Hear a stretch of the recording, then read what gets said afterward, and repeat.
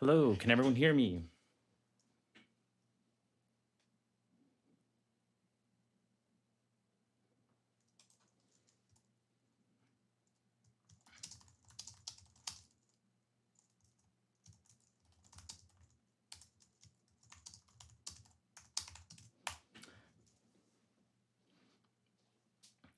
So, hi everyone. My name is Tristan. I'm from Montreal Music Labs.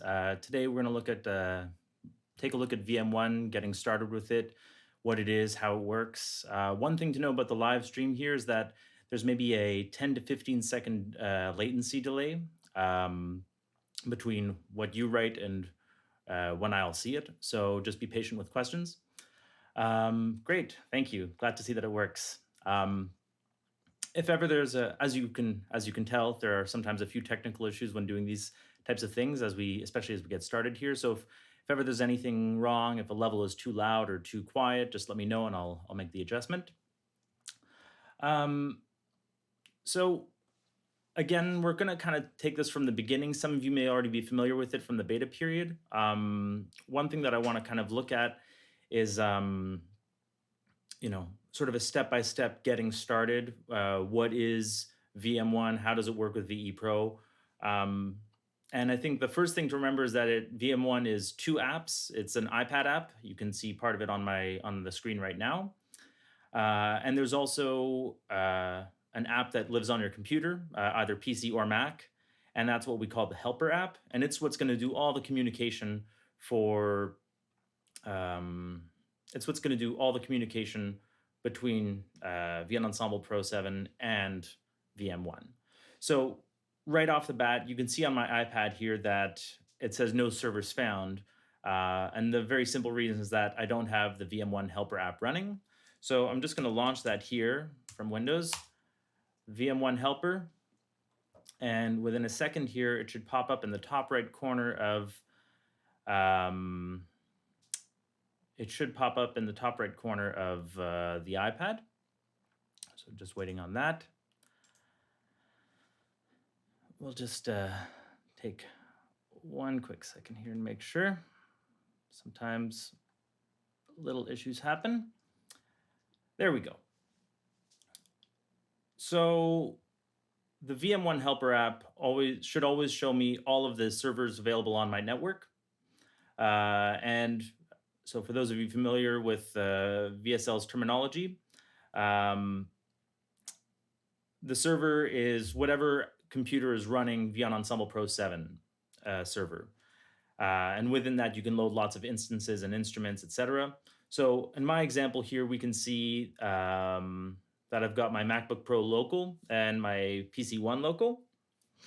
On my PC, like you can see in front of me here, I've got 4 instances, and they're all reflected accordingly. And if I swipe back, I can always swipe to the left to go back. If I look on my MacBook Pro, I don't have any instances. We're going to stay on my PC for a minute here and just take a look at some of these things to understand what they all do. And if at any time you have a question or if I'm speaking too fast, you just let me know and I'll come back and I'll repeat that. So what we can see here on these 4 buttons are the 4 instances currently showing up top here in my Vienna Ensemble Pro server on my PC. And what the buttons show me here are an instance ID number in the top left, say in Piano Stack here. We can see 1 in the top left, 2 in the top left of the next one, 3 in the next one, 4. Those correspond to 1, 2, 3, and 4. So we'll come back to the instances. And now in the bottom left, you can see 2 things. We can see a little blue icon. That's the same color as the instance in Vienna Ensemble Pro 7. Likewise with the sort of pinkish purple and the yellow. Right next to it, there's a little plug icon. And what the plug icon means is that it's actually connected right now to my DAW, which in this case is Logic.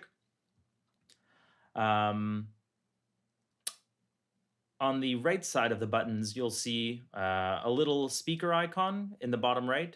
The speaker icon refers to Vienna Ensemble Pro's audio engine, whether that's running.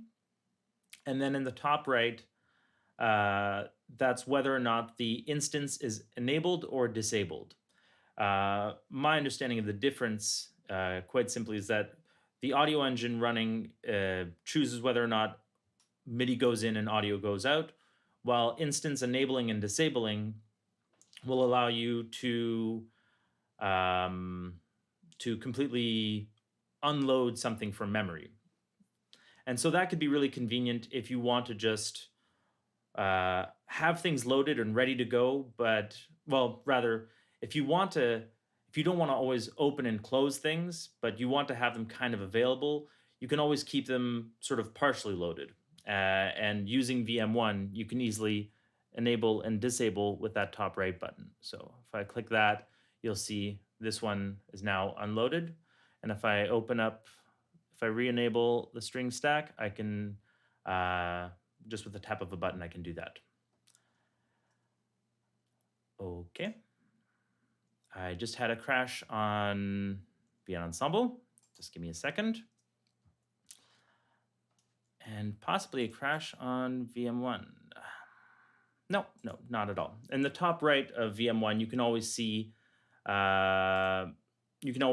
if it's connected to the helper app, and that's just a way to let you know whether or not that is still whether you still have that connectivity. So unfortunately, we'll see if things reconnect. I don't think they will right away, but we'll just reconnect in a second here.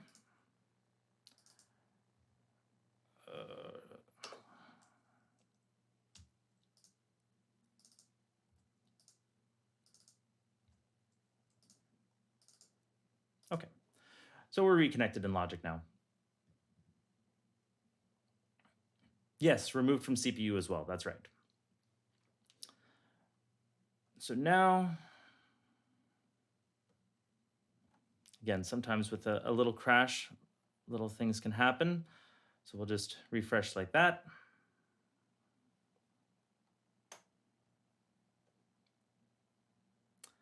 And now it's not seeing my PC.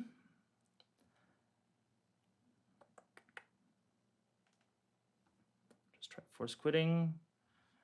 If this doesn't work, I'll just try rebooting the helper app. Sometimes little things can happen, so that's okay.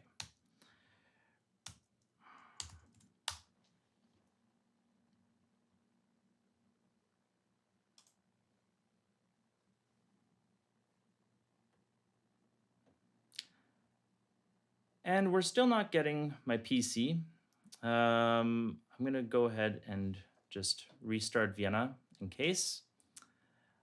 Disconnect all. Yeah.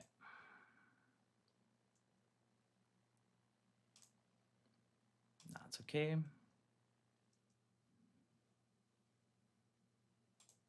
Let's try booting this again.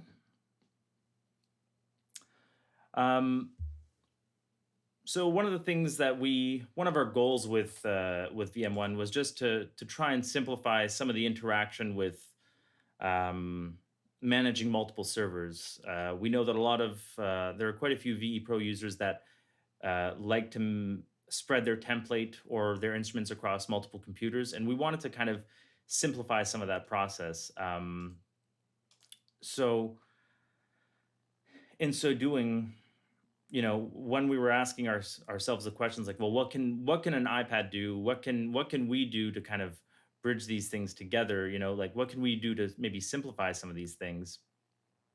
We really wanted to, as much as possible, limit the number of times you might have to open up a screen sharing application or something like that to just make a small tweak.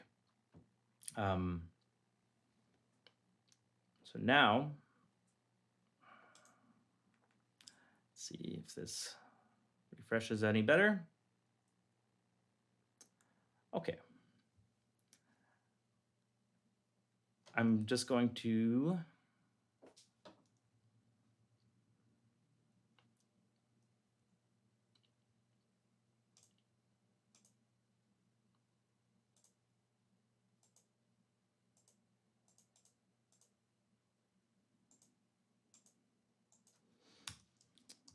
try this again. Sorry, everyone, for the um, delay in this.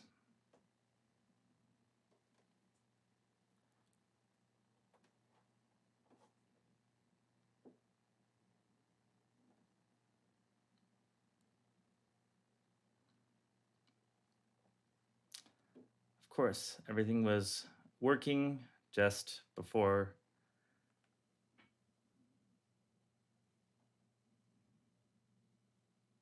All right.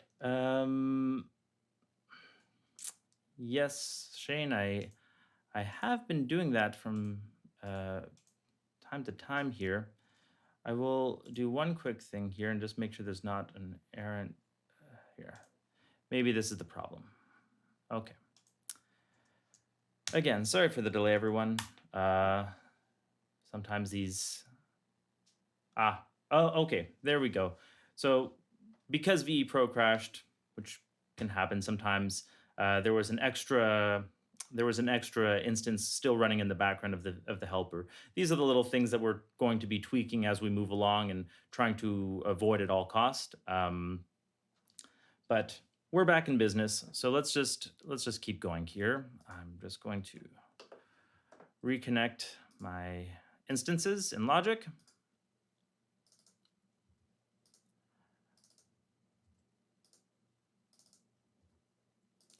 And now, okay.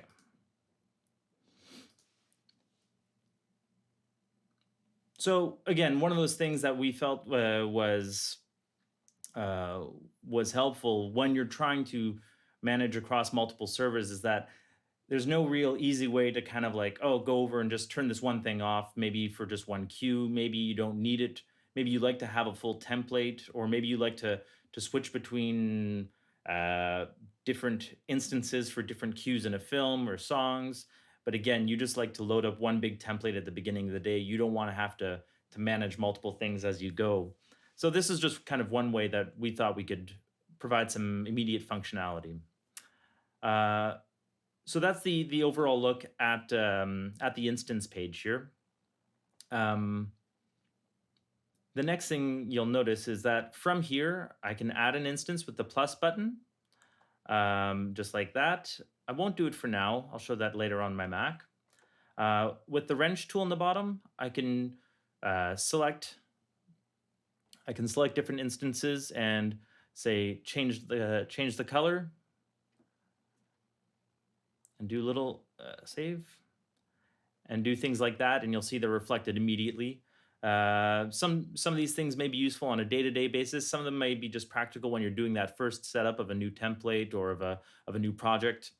But again, we really wanted to find ways to just simplify some of these things that maybe you don't simplify some of the things that would otherwise take you out of the process. With this, you can still be working in your job. For example, if I'm over in my Mac here, and I'm in the process of, writing something, and I'm playing, and I want to stay in that process, but I wanted to just see something about what's going on my pianos. I can just come over right here and see things right away. Now, what we're going to look at here is something interesting. So this is what we call stacks. And what stacks are, just give me 1 second. So in this case, what we've got here are stacks. And this is another neat little feature that, again, we thought this is not something that's convenient to do outside of your DAW, or certainly working with a remote server. For example, in what I have here in my session, you'll see I've got a few piano instruments kind of all loaded right in my DAW. Now, if I want to compare these different sounds, I'll have to maybe play a little bit. Please let me know if the audio is coming through. I can play a little bit of that, play a little bit of that, play a little bit of that, and say, oh, which one is it that I want, And then if I'm trying to listen to this particular loop here, you know, I could do that, I could drag it down, I could do that, I could drag it down. And that again just feels like it kind of takes me out of the process. And one might make the argument I could copy paste and solo like this and like listen to that and listen to that. But that's sort of a lot of extra it's a lot of clutter. It's a lot of extra tracks in my DAW. Thank you. Good to know. A lot of extra tracks and clutter in my DAW that maybe I don't always want to see these. And if you do, that's fine as well. There's no problem with that. But we felt that with just one DAW track and VM1, we could create what's called a piano stack. Now, this is a piano stack, a stack in general. And what this is nothing terribly fancy on sort of the conceptual level. It's very simple. You'll see here in VE Pro on my PC. So again, because this is a separate machine, this wouldn't be possible. I'd have to open up screen sharing and do this. But you'll see here, I've got my Fazioli. I've got the same three pianos that I had in Logic.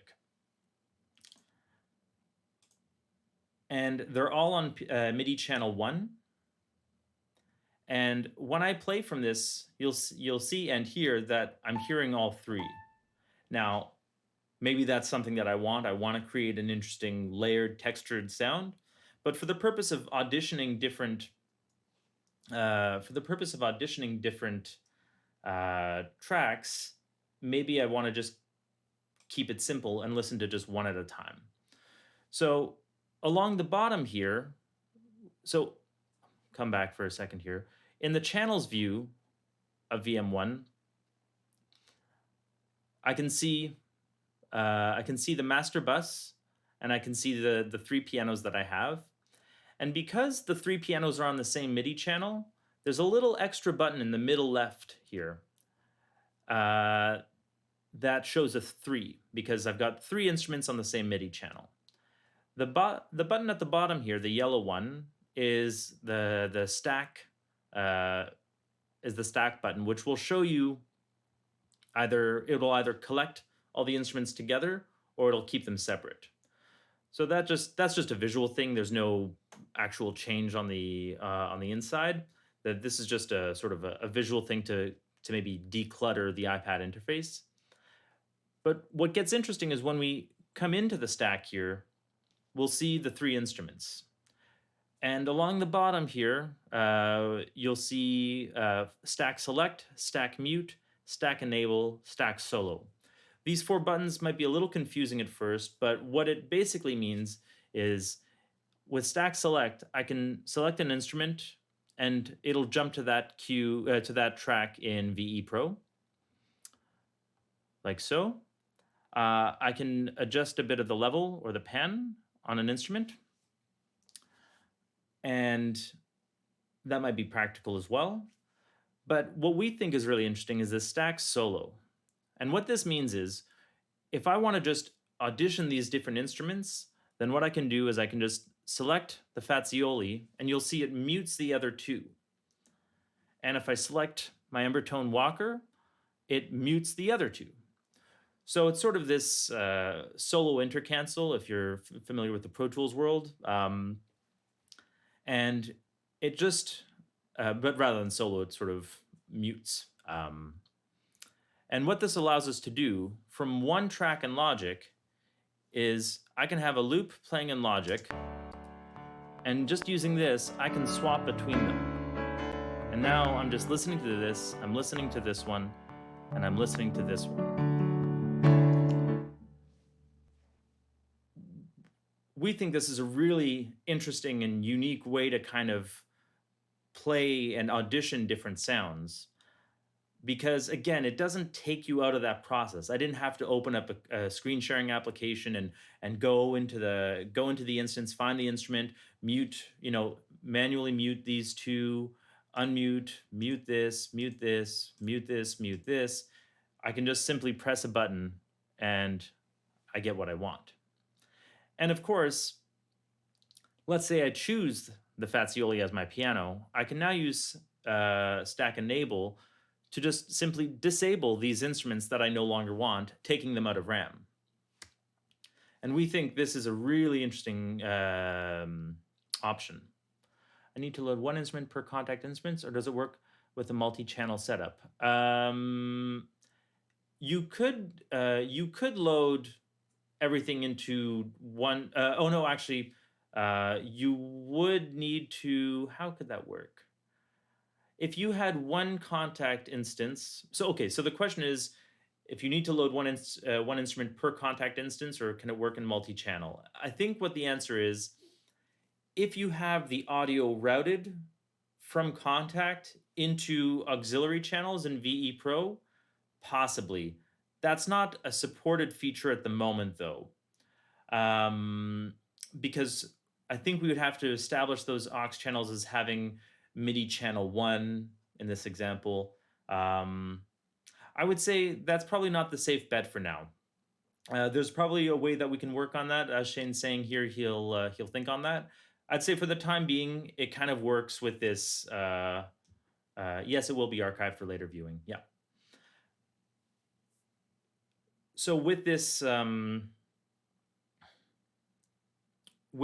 of setup, it will work very seamlessly. The other advantage of something like this, in our opinion, is that you can, like, I've got 3 contacts here, but you can run this with any number of third-party libraries.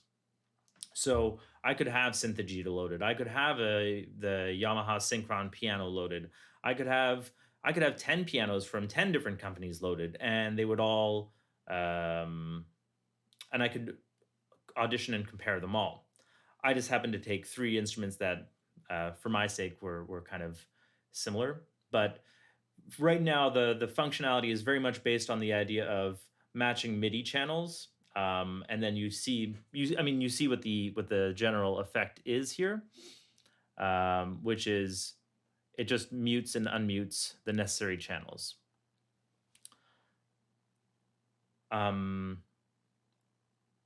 So for now, that's maybe a trade-off, but I still think it's a very valuable feature. And finally, the stack mute button.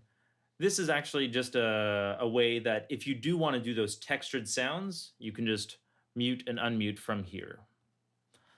We never felt a need necessarily to have more than to do solo. We thought the mute was a more practical option here. So all that being said, we've got stack solo, and it's a way for us. It's a really interesting way to interact with VE Pro in a way that I certainly never did before, and no one I know really did before, because there was no way you were going to go and do those sort of mute unmutes and play with things like that. And again, as you can see here, it's all from one track in Logic, right?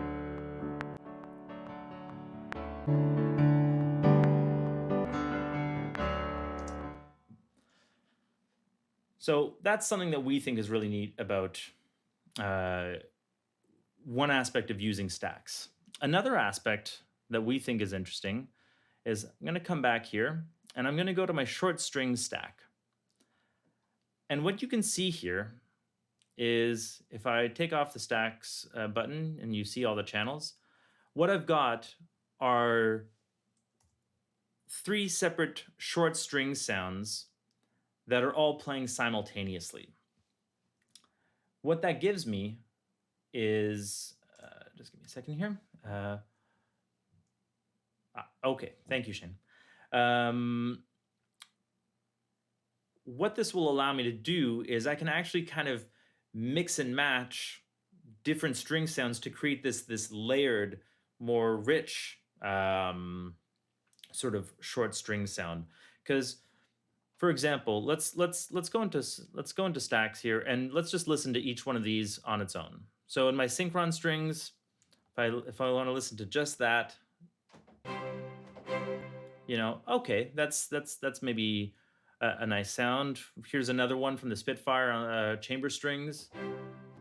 Again, okay, it's a bit different. The Spitfire Contemporary Orchestra, it has a little more grit Uh, and that's kind of nice too. But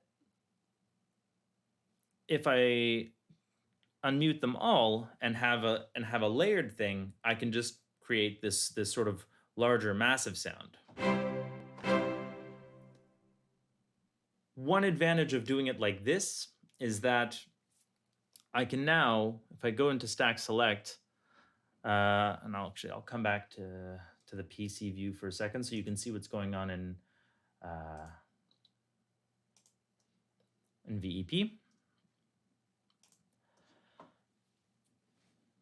So you'll see here that on the right here, I've got a fader. For the time being, we're having a little issue. It should be fixed shortly. The fader is going to respond a little sluggishly here, but I can lower the fader in VM1, and then like this, I can just easily rebalance what I want more of. If I want more synchron strings, or rather less synchron strings, more of the contemporary, I can boost that. And then I can come and, this ensemble, I'll lower it just a bit. And now when I play,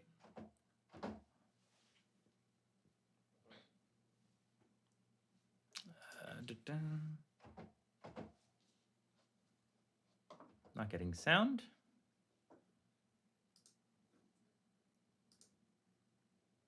Just stand by.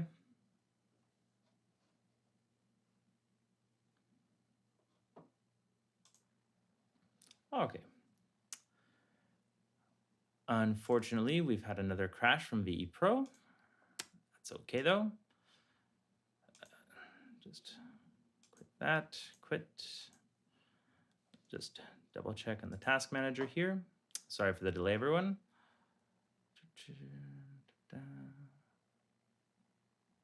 No, I think we're good there. So let's come here.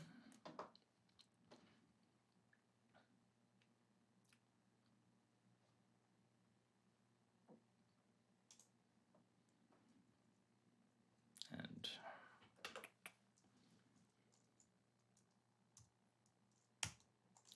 load up VM1.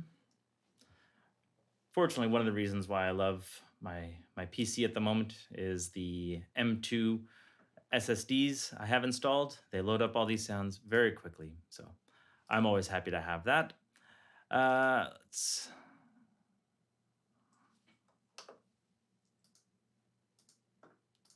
just reconnecting things here.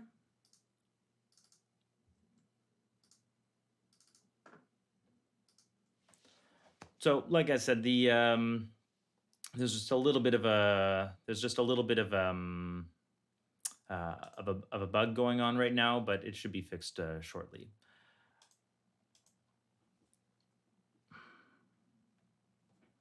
All is good. All right.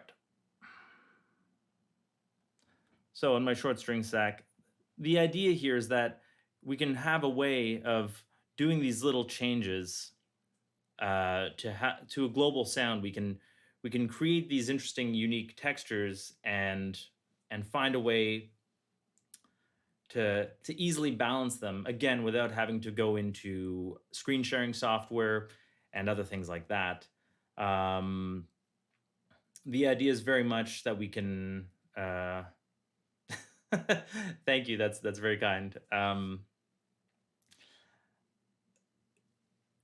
We wanted to find, we found this to be an interesting way of creating these textures in VE Pro and still having an easy way to play and mix them, to play with them, to alter them in unique ways. Because if you only want that stereo return in your DAW, you can't really remix it over there. You'd have to have 3 separate returns. And with that, you're going to manage 3 separate tracks, which when you're mixing is maybe less convenient. And moreover, it's just one of those things that can just take you a bit out of the process. Whereas if you can kind of keep it all in here and play with it using VM1, we think that's a really helpful and sort of unique unique thing that you can do that was sort of impossible before. Now, with that being said, there's even another layer, which is sometimes some libraries require different permissions, different licenses. And some libraries you can only have installed on one computer, or you can have installed on two. And so maybe you don't have it installed on your DAW. Maybe you can't run all those particular sounds on multiple machines. And so this would allow you to maybe have more flexibility in what textures you create on one machine rather than another. Thanks, Wayne. I'm glad you appreciate it. We're working hard to really make sure that it's stable. It's a VE Pro is a very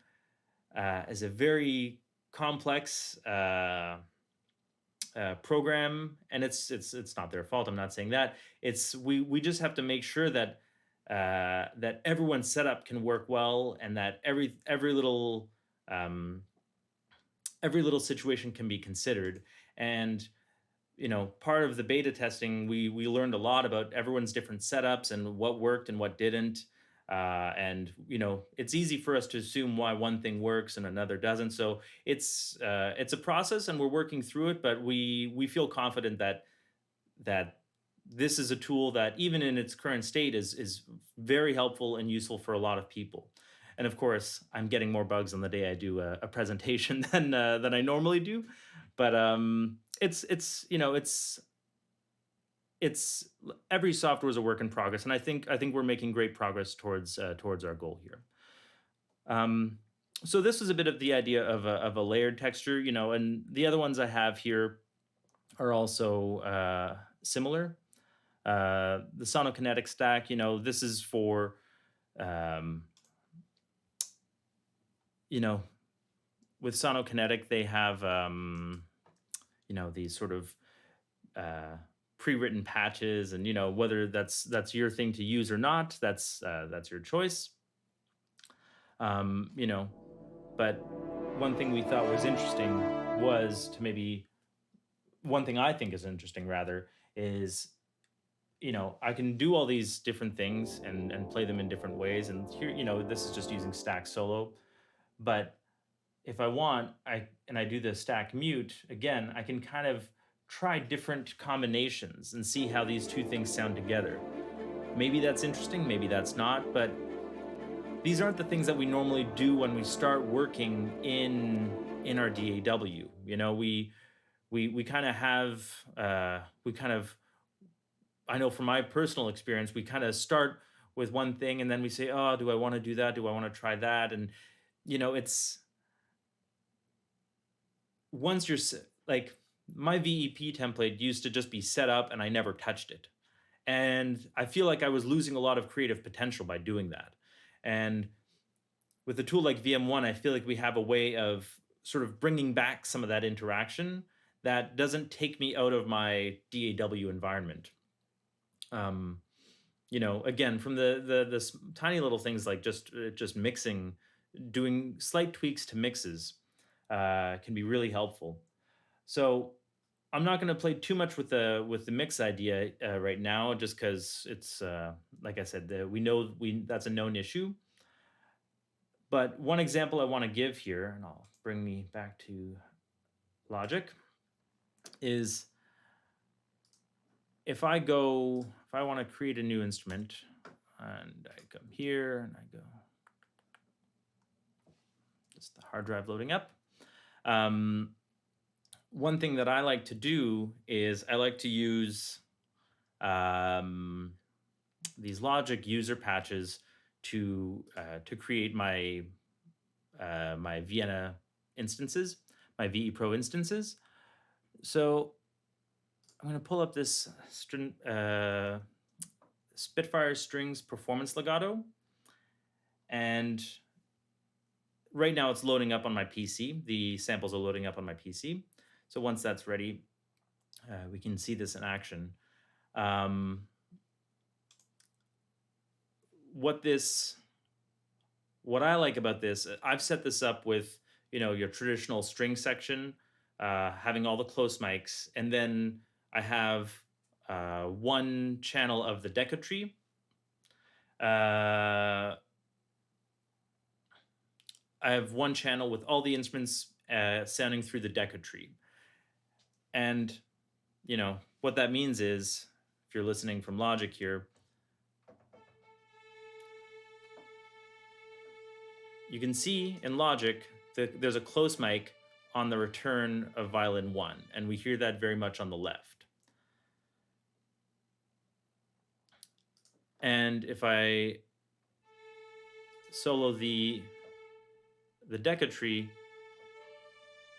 it's a little more global. And now if I'm working on a film and I want to make a little tweak to the mix for one cue, I can adjust these levels to do whatever I want. I want more tree, less close, I can do that. And if I want more close and less tree, I can do that. That's a fairly simple way of working with it.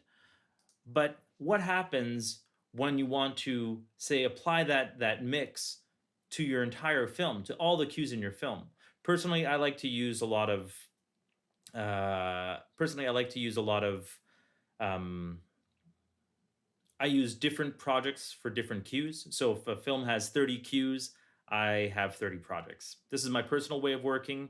It makes it really easy when the edits are changed because the edit is always changing.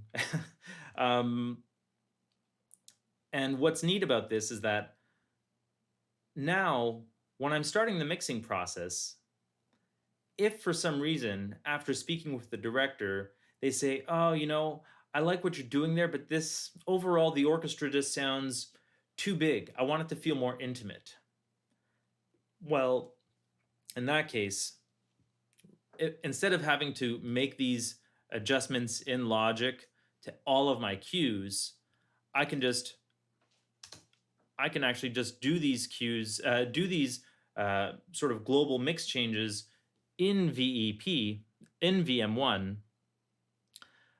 So for example, I'll show you right here.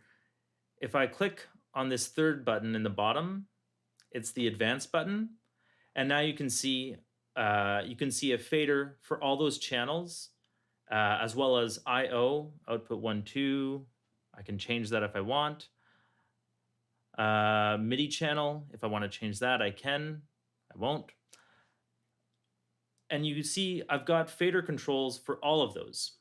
And if I wanted to do a global change that would affect all 30 cues of my film in 1 second, I can just do that with VM1. Now, sort of before VM1, the only way to do that was to come into, come out, boot up my PC, boot up the screen sharing, boot up whatever it is, make the change here, make the change there, and that's just not quite as fun. So we think this is, again, especially for those people that manage multiple servers, this is really sort of a neat way that we can kind of simplify an otherwise complex workflow. Um, so that's sort of one neat thing that we think is a killer feature for VM1 and VE Pro. I think the last thing I wanted to take a look at specifically here. Oh yeah, so let's come on over back to my Mac. And I'm going to pull up Vienna Ensemble Pro here. We're going to kind of start from scratch here with something. And, we can see that I've got no instances on my Mac. But if I want, in just a few clicks, I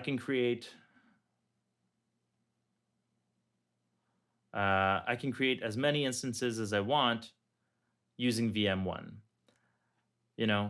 And it really is very fast and responsive. And before, doing this in VE Pro was sort of many clicks. Oh, I'm sorry, you can't see my VE Pro is hidden behind the iPad. I think you'll see it. You should have seen it pop up a little bit there above the iPad, but sometimes it's something as simple as just creating an instance and having a batch name for it can just take time. And likewise, if I come into my first instance here, and now we see it in here, I'll make this a bit bigger. And if I want to come here, I'll take off advanced view and I'll just go plus plugin instruments, VST, native instruments, contact. Great. We'll leave it at contact 5. I can make it, well, let's make it green, sure. And you know what? I'm gonna come over here and I'm gonna say, let's name it, sure, woodwinds. And I can go MIDI channel. Let's start it at 1, ascending. Output, I'm going to go output 1, 2, ascending, quantity 16, add, and again, just like that, all of my channels have just been added to VE Pro in an instant. And I know from personal experience developing templates for other composers, going duplicate, duplicate, duplicate, duplicate, duplicate, duplicate is sort of a long and tedious process that something like this for me is just like, oh, wow, great. I can just do that and it just works. And that always feels really good. Some other things to talk about that are maybe different in the channels view is you'll see in the bottom left, there are different of each button. There are little icons. You have an icon for instruments, an icon for auxiliaries, and you have an icon for folders. So just for fun here, I'll just come up here and add a folder. And so yeah, now you can see that I've got a folder, I've got woodwinds, and I've got an instrument track with the keyboard, folder track with the folder, and an auxiliary track with the buses. That is a good question. This is a feature. So we do have certain features, and we are going to have certain features with additional functionality from Logic and hopefully from Cubase as well soon. We're working on getting a developer kit from them as soon as we can, and to find ways to integrate better. We do have Logic's developer kit. And so let's actually just see how that works. If I take this and I go like that, edit, set name from Logic. Right now, VM1 knows that I've selected, here, let's just come back to it for a second. Right now, VM1 knows that I'm on violins 1 in Logic. And so if I just go set name from Logic, violins 1, it does that. Yes, I know. For those of you who filled out our survey from the beta team today, all that information is really helpful. All that information is really helpful. We're really starting to get a better sense of who our users are and what, who's using what. And Cubase and Logic were both very strongly represented. So we were speaking at them with them back at NAMM. Things are in the works. There's we want to make sure that we can provide the best support for everybody. And so that being said, we're working on it. We're working on it. Our goal is to always make sure that all of our users can just kind of have this freedom and this flexibility. And we want to find, again, new ways to bring that even further. An interesting sort of aspect to VM1 by its nature is that it's handling information from many, many different sources. And it's trying to communicate with all of them. And, we've seen a few bugs today, and that's obviously not ideal, but, we're dealing with Vienna Ensemble Pro on multiple computers. We're dealing with Logic. We're dealing with third-party instruments that are installed on your computer. And then to support additional things, these are all options, and we want to integrate them all, but we also want to make sure that we do them properly and that that what works for one doesn't break another, and so on. So we are 100% on board with getting more integration and making sure that everything works for everybody, but we also want to make sure that these things are done right. And finally, if you want, you can come and hit the edit button, select all, edit, and just delete them all. There we go. And of course, in VE Pro, they're gone. So I think that about wraps it up for what I wanted to show today. If there are any other kind of questions uh, you guys have, or videos that you want to see, if there are things that you want to learn more about, at Montreal Music Labs, we are about the software that we're producing, but more than that, we're about trying to keep composers creative. Music making went from sitting at a piano and with pencil and paper to sitting in front of a computer and trying to manage all the everything that I just described, actually, with Vienna Ensemble Pro and Logic and third-party instruments and what's compatible with what. And there's different, what MIDI port am I sending it to and what MIDI channel. And no one wants to think about these things. These are the most unmusical things. And one of our goals is to really try and take the technology out of music technology and just make it go back to feeling natural, um, and feeling musical. So, with that being said, if you have questions or ideas or anything, I encourage you to send us an email. Um, you know, for broader discussions, we've got this Discord server set up. Let me just pull that up here. You know, no, don't switch. On our Discord server, you can see that we have discussions with people, and there's places to talk about VM1 feature requests, talk about VE Pro Synchron, hardware like Mac, PC, audio interfaces.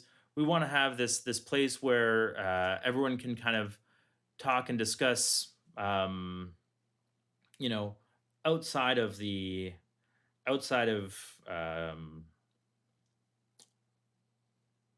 to discuss things, sometimes about technology, but also sort of outside of technology as well, and back to the musical things. So that's about it. If there are any other questions, I'm happy to wait around a few minutes here. I haven't seen any come in. Um, so I guess the only other thing is, if you are interested in learning more, I'm going to be putting up regular videos on the YouTube channel, on this YouTube channel. So make sure, if you want to learn more, subscribe to the YouTube channel. I'm going to try and get out a few videos a week. They're going to be a little more on the informal side, something like what I'm doing now, with a little bit of editing, um, but a little more on the informal side. And part of what I just want to try and show different ways of not just working with VM1, but also different ways that I work with Logic, and different ways that different little tips and tricks, things that I find interesting. Maybe if I buy a new instrument, we'll also do some reviews of new instruments or ways that those instruments work. We want to provide tools, interesting and valuable tools for composers. So I hope you enjoyed, and I think that will be about it. I don't see any other questions coming in. So thank you so much. And if you have any questions, like I said, you can write to us at support@montrealmusiclabs.com, or come check out our website. And if you like what you saw today, please make sure to go to our store and consider purchasing VM1. We think it's a really valuable tool, and we hope that you do too. So thank you so much, and have a good day.